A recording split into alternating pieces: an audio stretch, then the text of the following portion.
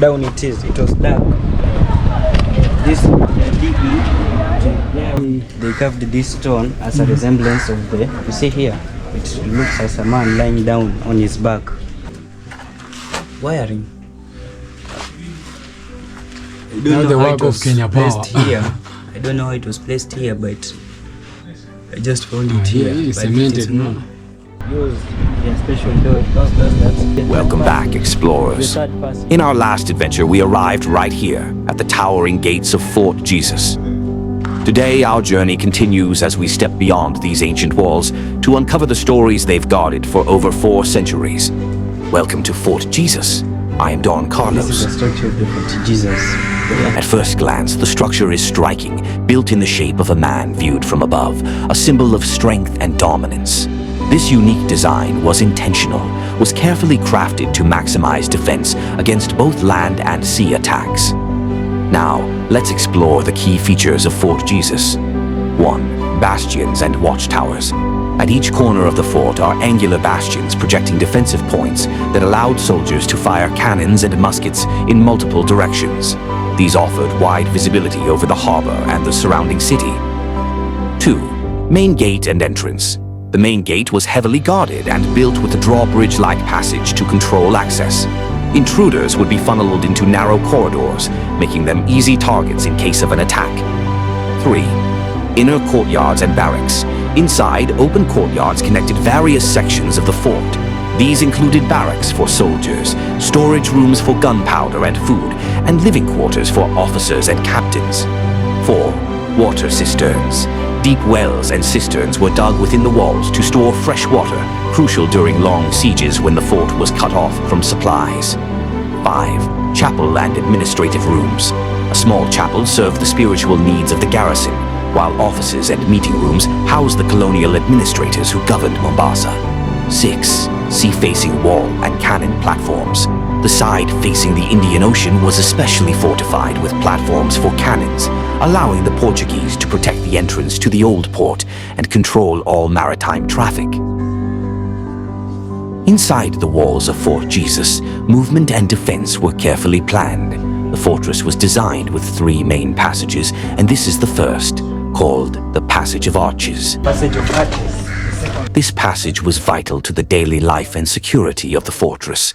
It connected the living quarters, storage rooms, ammunition chambers, and inner courtyards, allowing soldiers and officers to move quickly and safely within the fort's walls. The arches themselves were built not only for strength, but also for function. Their curved design distributed the heavy weight of the coral stone walls above, while also allowing light and air to pass through, a clever solution in Mombasa's hot coastal climate. Strategically, the passage was easy to defend. In the event of an attack, soldiers could use its narrow space to control movement and create choke points, giving them a strong advantage over any intruders who breached the outer walls. That's great. Now that was the door. Yeah. The small one over there. Yeah. The second entrance. And it was blocked with So, ammunition store. This is the ammunition store. Their guns, their ammunitions. The armory, located along this passage, was one of the most heavily guarded areas inside the fort.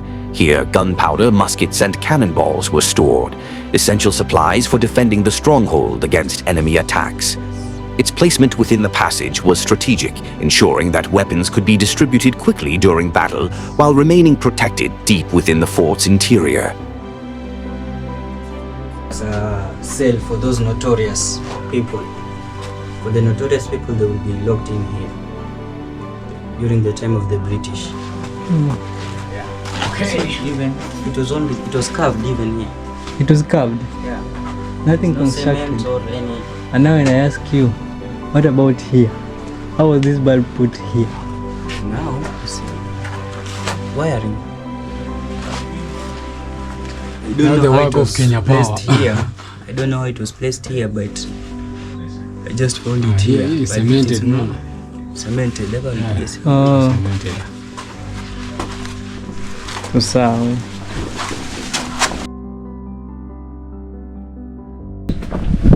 So the ship with the goods, the ammunitions will come and dock at the sea, port. at the sea, Mm-hmm. and there they will take the ammunitions and pass it through this. Now it was taken from where? From those corridors?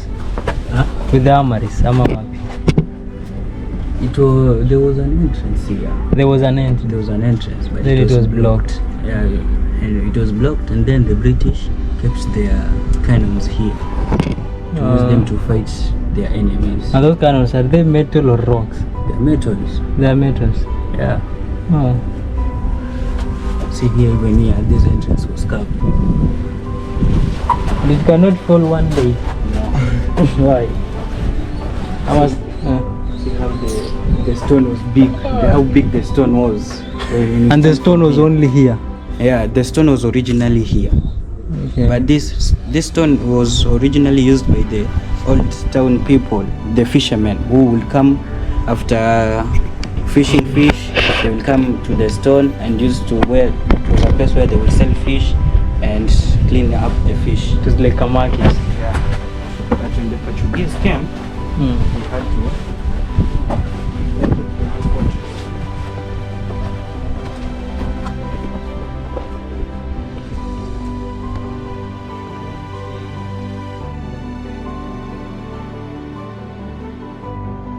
This structure, known as the Captain's House, served as the residence and command center for the highest-ranking officer stationed here.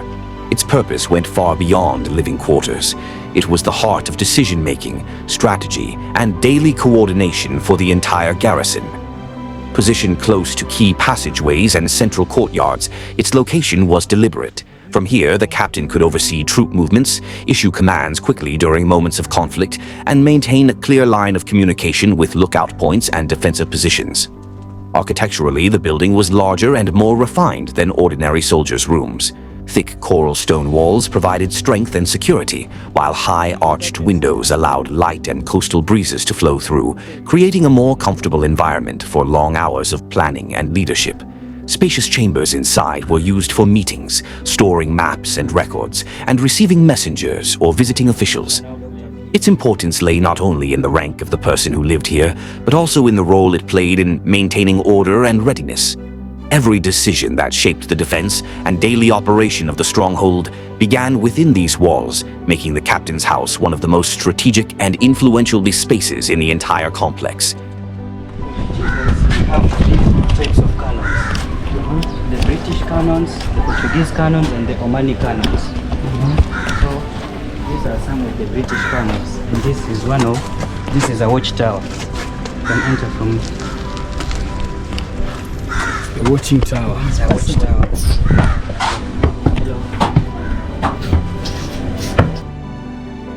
You can see like the sea.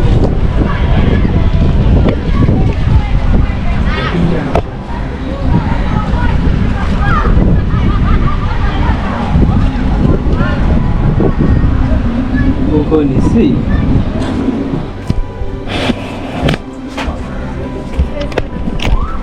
So here, there's the watchtower. As you can see, it has just a peeping holes. 1, 2, 3. During the time of the Portuguese, this wall was originally reaching this height.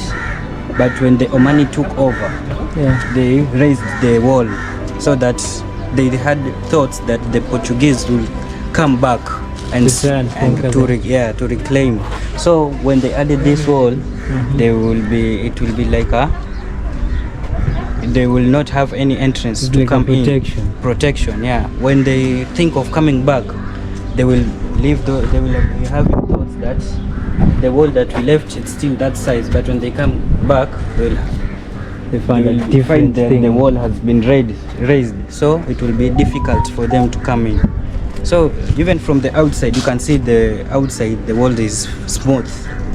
That will prevent any enemies from climbing to the fort. So some parts of this area, it's not stones, it's now constructed. Yeah, it constructed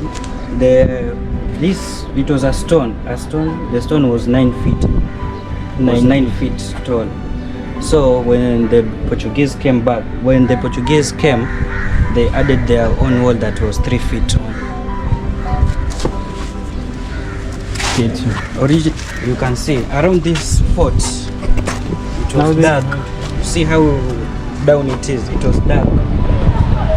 This digging there was not the moat. This is the moat. OUT. Places that were dark. So the water will come in surround the moat. So when there is water, the enemy will be difficult for the enemies to come in. So the way they were coming in, the Portuguese used their special those that they will place them down for their visitors to come in and raise them up. Okay. Now he is reclaimed and used for recreation.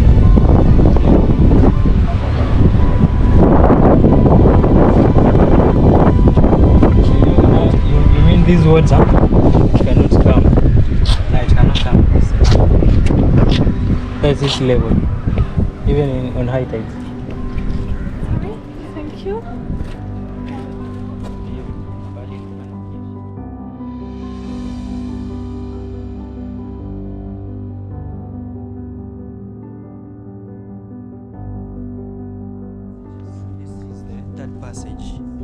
This third passage, the Portuguese will use this passage to bring in their food supplies and medical supplies.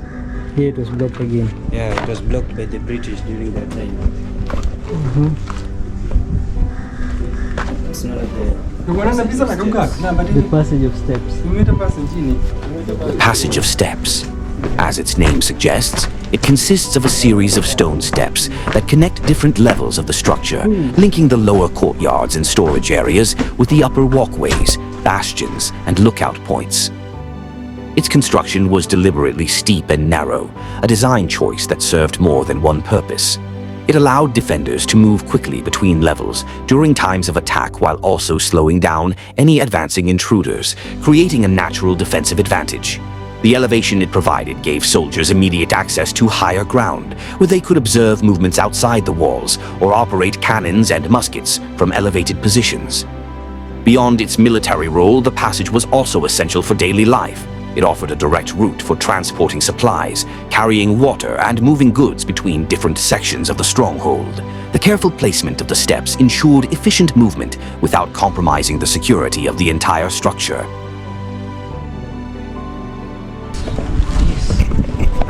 was a reception hall.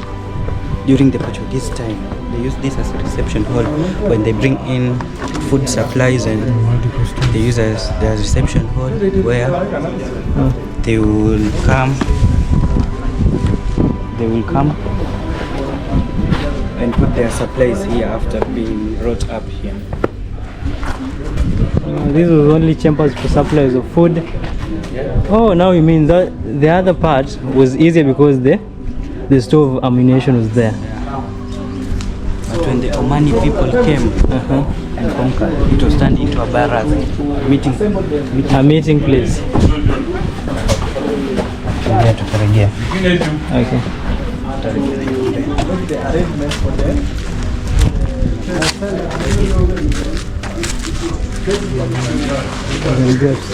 Yeah. All these were chambers for barracks. So this is it's one hall to this side.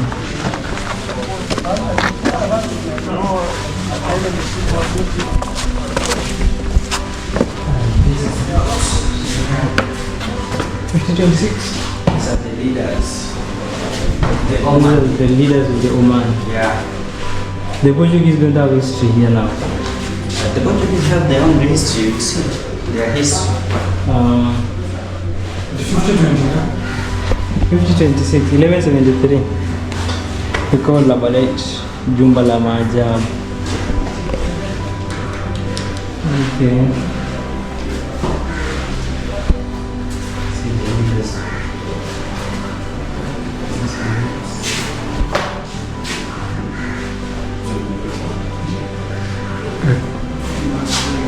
Zanzibar.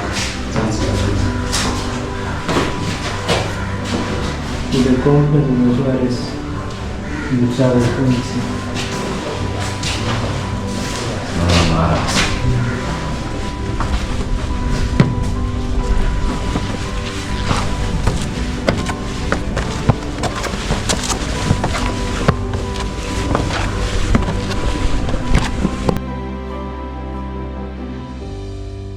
Back in the past, this space was used as a dining area where officers and soldiers gathered for their daily meals.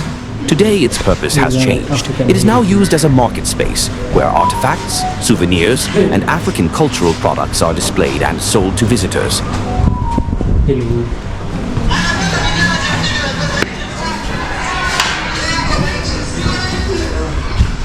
We're gonna go and see the other watchtower. Watu waendelee na huko. Sasa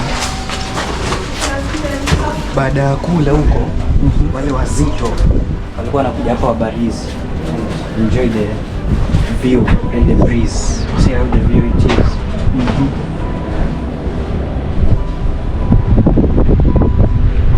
Sasa hapa bado ship inaweza dock hapa. Ship ilikuwa ina dock hapa, alafu sasa kuna ile Old Mombasa pale. Sasa hapa ilikuwa ina dock kama inaleta goods to port ndio inasimama hapa. Lakini sasa inapeleka Mombasa inaenda na dock to the Old Mombasa port. Lakini sasa hizo port ibadilishwe port kwa ile upande mwingine.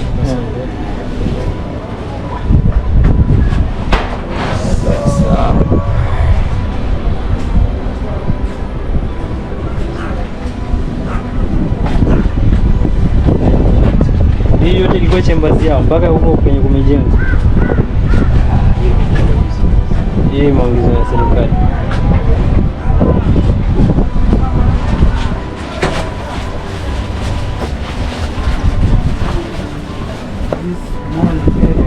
Small openings. These are where the soldiers will with the rifles, the guns, be stationed here. This was their post, so they will shoot the enemies as they arrive. Where they want to conquer the fort, they will shoot the enemies from here. So kuona ball of fire. So hizi cannons zinatuma balls, Kulikuwa na cannons, zile space za cannons. Alafu zinatuma balls. Sasa mtu akitokea na ship huko atupe balls atafanya aje? Inapaswa ukuta. That's all you got to strong. Ndio maana alika kuta strong. Hapa ni pagan, alafu hapa ni pa kuchungulia. Huko ni kwa gun. Kwenye cannons ni pale. Sinaona shimo ni mbili. Hiyo ya juu na ya chini. Hii yote hii cannon ilikuwa hizi. Ile bole ya cannon ni hizi toshea. Sasa hapa ilikuwa ni kwa rifles. Hapo juu. Hapo juu ni target. Chini na kubwa. Hapa ni kwa kama umefika hapa karibu huko shoot hapo. Hata hapa ni kwa long distance. The cannon. Kama hii this is a Portuguese cannon. The other one ilikuwa ya British cannon. You know the British cannon because it has a crown, and by that time Queen Victoria was ruling. So British cannon has a crown and it's fat and small. The Portuguese cannon is long. See how long it's long and slim. Yeah, long and slim. So naonyesha It's made of what? chuma. Material. Naonyesha hii ni chuma. Metal. This is metal. Yeah. Strong. Very heavy. But not even You approximated how many kgs?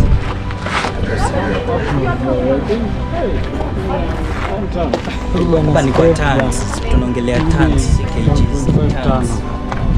Tons. Okay. This is another watchtower. Kama nilivyo picha za upande ukaangalia.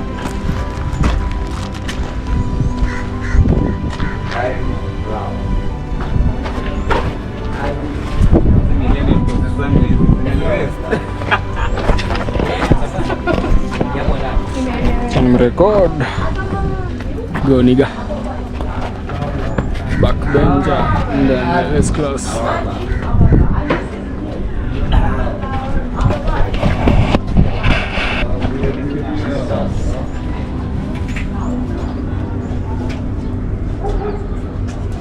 Chini.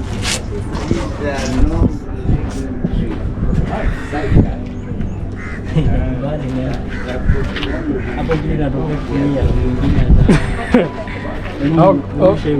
au kwa wajinga. Nitoa view ingine moja hatari.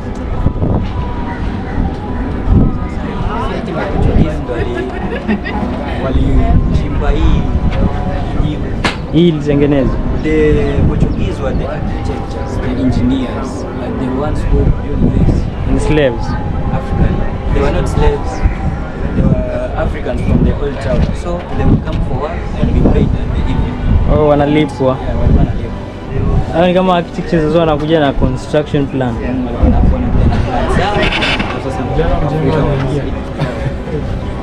Okay.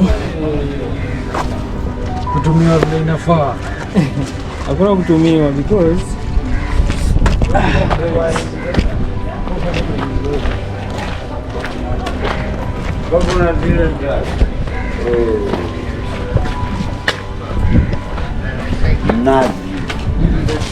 This was used as the kitchen.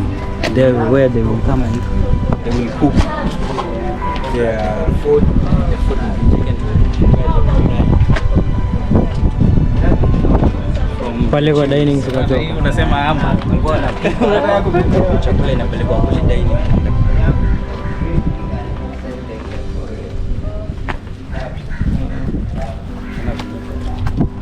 Sasa watu walikuwa wanajimba wao pia walikuwa wanapikiwa ama wao Au kujimba, kuna kupikiwa, unakuja unafanya kazi, unaenda zako. Unalipwa. mlango kio man. If you've reached this point, it means you're a true supporter. Please subscribe, like, and share. From here, we come to the end of episode 1 of our visit. Stay tuned. Next, we'll be exploring the real deal inside this fort